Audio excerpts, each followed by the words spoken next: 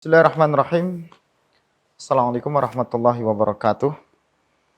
Alhamdulillah wa syukrulillahi wa la hawla wa la quwata illa billah amma ba'd. Teman-teman di mata kuliah Hukum Waris Islam, insya Allah di kesempatan ini kita akan mengenalkan tentang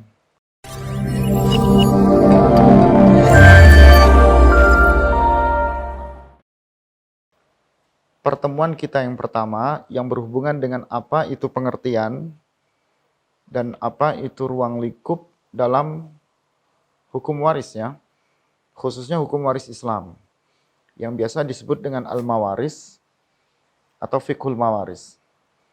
Namun sebelumnya ada hal-hal yang mungkin menjadi hal yang paling penting di mana di saat kita mengenalkan tentang hukum waris Islam ini, kita perlu mengetahui, kita perlu memahami sejauh mana sebenarnya pentingnya mata kuliah ini ketika mata kuliah ini menjadi dasar yang akan dikembangkan dalam fakultas hukum, karena teman-teman sendiri berada dalam mata kuliah yang hari ini ikut bersama kita.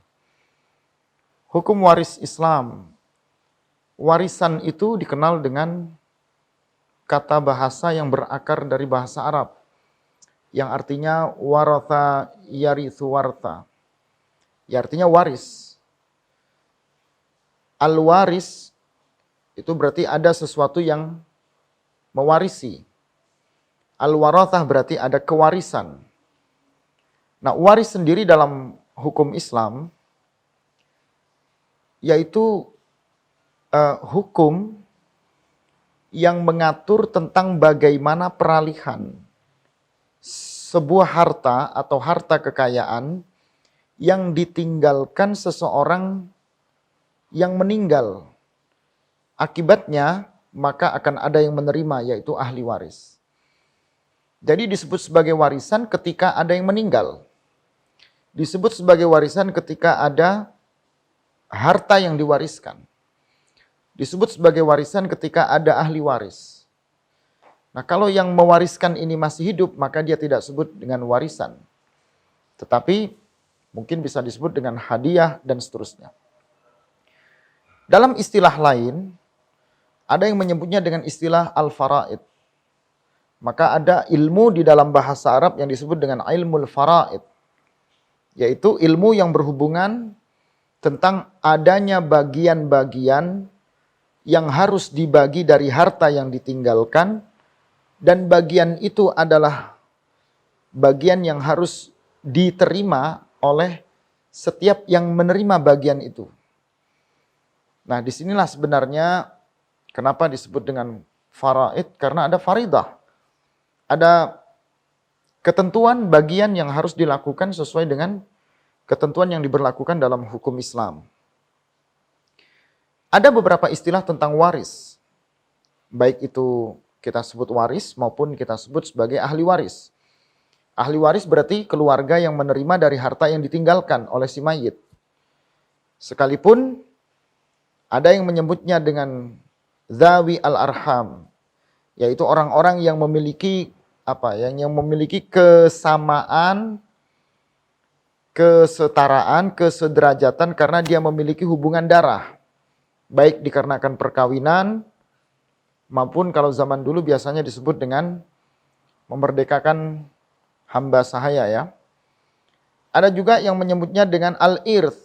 Al-irth itu adalah harta warisan yang harta itu sudah siap dibagi kepada ahli waris. Entah itu disebut dengan beberapa hal-hal yang berhubungan dengan warisan itu sendiri. Misalnya ketika ada si mayit, maka ada pengurusan jenazah, atau mungkin hutang piutang, atau mungkin wasiat yang harus dituntaskan. Seperti ketika dia harus mewakafkan, menghibahkan dari harta waris yang ditinggalkan. Ada juga istilah yang disebut dengan mawaris. Mawaris itu orang yang diwarisi dari harta benda yang ditinggalkan oleh si mayit. Baik dia disebabkan karena adanya hubungan-hubungan tertentu, dikarenakan perkawinan dan seterusnya, maupun dikarenakan adanya hak waris yang harus diberikan kepada keluarga yang lainnya, ya, dikarenakan ada yang mahjub dan seterusnya. Ada yang mengartikan dengan warathah. Warathah itu harta yang akan dibagi, yang akan diterima oleh ahli waris. Dan yang terakhir ada yang mengartikan dengan istilah at-tirkah. At-tirkah itu dari kata-kata taroka, yaitu seluruh harta yang ditinggalkan oleh si mayit, dan syaratnya ya mayit sudah harus meninggal. Kalau belum meninggal kan tidak dinamakan mayit. Nah, disinilah hukum waris Islam adalah hukum yang menata bagaimana peralihan harta dari satu pihak ke pihak yang lainnya. Peralihan harta dari si mayit, ketika mayit ini dipanggil oleh Allah, maka ada harta yang dibawa, harta yang ditinggalkan, maka harta ini secara tidak langsung erat hubungannya ke keberpihakannya, ke perpindahan harta itu kepada ahli waris. Nah, di dalam pembagian daripada harta waris, sebelum kita masuk di wilayah yang lebih krusial nantinya, tentunya ada hal yang penting. Mengapa warisan ini harus kita pelajari? Mengapa mempelajari hukum waris ini penting bagi kita? Atau kalau kita sebut dengan hukum waris Islam, mengapa hukum-hukum ditata oleh Allah di dalam Al-Quran dan Al-Hadis, yang itu berhubungan dengan hak Bani Adam. Yang itu berhubungan dengan hak setiap orang yang ketika ada yang meninggal. Nah, hukum daripada kita mempelajarinya tentunya ini menjadi boleh kita sebut mungkin fardu kifayah. Kalau ada yang mempelajarinya, maka cukuplah yang mempelajari ini yang akan mengantarkan pengetahuannya kepada yang lainnya. Sehingga gugur kewajibannya, ya. Atau boleh kita sebut dikarenakan banyaknya perselisihan, pertentangan, perdebatan terkait dengan prinsip-prinsip harta waris itu sendiri. Maka biar tidak terjadi perdebatan, perselisihan, pertengkaran di antara keluarga ahli waris, maka ilmu waris atau hukum waris Islam ini perlu ditentukan, perlu ditetapkan, karena ini yang mengantarkan kita nanti untuk memahami kaidah harta yang sesungguhnya. Harta ini kan bukan milik kita, harta ini milik Allah. Ketika ada kematian tidak ada yang membawa harta, tidak ada harta ini dimakamkan, dimasukkan ke dalam liang lahat bersama si mayit. Tetapi yang bersama mayit hanyalah amal jariyahnya, amal kebaikannya. Sementara harta dia akan kembali kepada ahli waris, setidaknya harta ini menjadi kembali milik Allah. Banyak tuntunan-tuntunan yang mengajarkan kita bagaimana kita harusnya memahami pentingnya hukum waris dalam kehidupan kita. Karena ini tuntunan dari Al-Quran, tuntunan dari Al-Hadis, maka mempelajarinya bagi orang-orang yang nanti menjadi panutan, pemimpin, atau orang-orang yang berilmu, yang kita sebut dengan al-alim atau al-ulama, maka hukum ini menjadi fardu ain. Dia fardu ain bagi orang-orang yang memang dipandang di masyarakat memang harus mengetahui tentang hukum waris itu. Tetapi masyarakat yang awam, yang tidak mengetahui, tidak mengenal, maka cukuplah baginya menjadi hukumnya menjadi fardu kifayah. Karena sudah gugur kewajibannya dikarenakan ada orang yang lebih berhak untuk mempelajarinya. Ada beberapa asas dalam hukum waris Islam. Asas itu dasar, pokok, pondasi. Bagaimana seharusnya seseorang itu mempelajari atau mengenal peralihan harta dari si mayit kepada ahli waris. Asas yang pertama adalah asas al-ijbari. Artinya ada al-ijbar di sini. Pengalihan harta ini adalah pengalihan harta dari seseorang yang meninggal kepada ahli waris, dan ini berlaku dengan sendirinya sesuai dengan aturan dan ketentuan Allah. Nanti di pertemuan kita berikutnya apa aturan-aturan Al-Quran, hadis, tuntunan, seperti apa ketentuan Allah itu mengajarkan kita, maka kita sebutlah asas ini al-ijbari. Mau tidak mau, ini harus kita paksa, harus kita ijbarkan. Kenapa? Kalau tidak ada ketergantungan kepada ketetapan Allah ini, maka apa yang menjadi pijakan kita untuk membagi harta waris? Kita ini umat Islam. Kita ini sosok yang muslim. Kita ini berkiblat kepada tuntunan Al-Quran dan Al-Hadis. Sebagai seorang muslim, maka tuntunan kepada Al-Quran dan Al-Hadis ini menjadi penting dalam hidup kita. Karena ini yang menjadi dasar, yang mau tidak mau kita diijbarkan, dipaksa untuk mengikuti ketentuan Allah, ketetapan Allah yang telah Allah gariskan dalam aturan dan ketentuan hukum waris itu sendiri. Dari segi peralihan harta misalnya, kita melihat ada peralihan harta karena orang itu ketika meninggal nggak mungkin dia mati membawa hartanya. Bagaimana dia bisa membawa hartanya? Dia ini mati. Maka mau tidak mau, harta waris ini adalah harta yang ditinggalkan kepada keluarga daripada yang mewariskan. Nah, peralihan harta ini bukan sekedar peralihan, tetapi ini menjadi sebuah kewajiban yang harus dilakukan karena itulah yang diperintahkan Allah dan Rasul-Nya. Ya.